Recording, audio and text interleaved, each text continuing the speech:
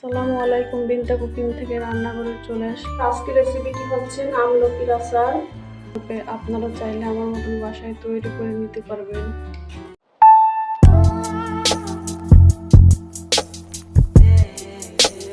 1 KG আমলকি নিয়েছি, এইটাকে পানি দিয়ে ভালো করে ধুয়ে নিতে হবে।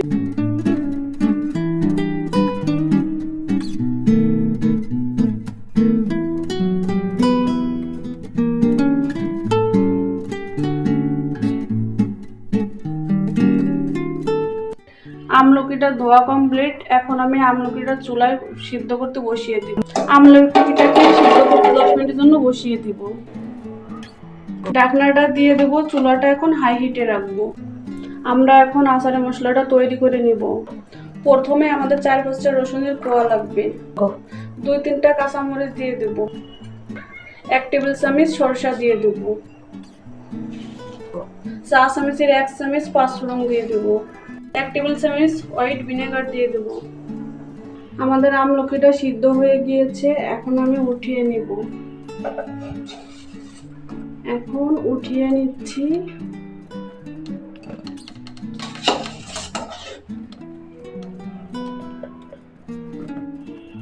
করার পরে কালারটা চেঞ্জ হয়ে গিয়েছে, কষ্ট বের হয়ে গিয়েছে। এখন একটা ওড়ং দিয়ে আমলকিটা আমি ছেঁচে নিব।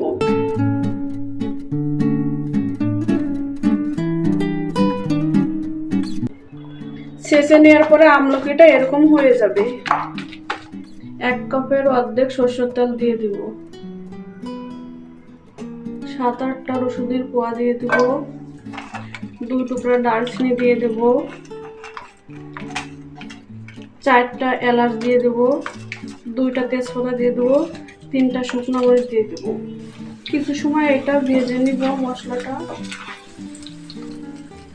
যে মশলাটা আমি বেটে রেখেছিলাম সেই মশলাটা এখন আমি দিয়ে দেব।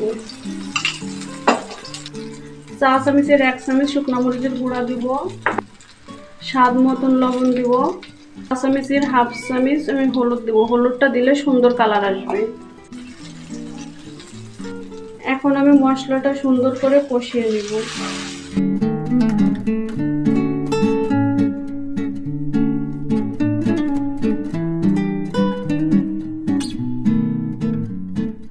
কষিয়ে নেওয়ার পর এরকম একটা কালার চলে আসছে।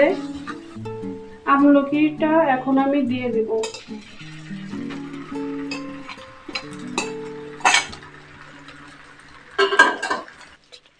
এক কাপ চিনি দিয়ে দিব। তারপর মিক্স করে নিব।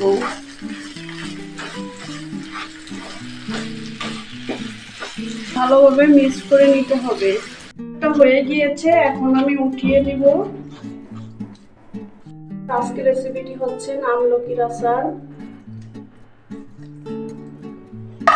আচারটি তৈরি হয়ে গিয়েছে, দেখতেও ভালো লাগতেছে, অবশ্যই খেতেও ভালো লাগবে। আপনারা চাইলে আমার মতন বাসায় তৈরি করে নিতে পারবেন।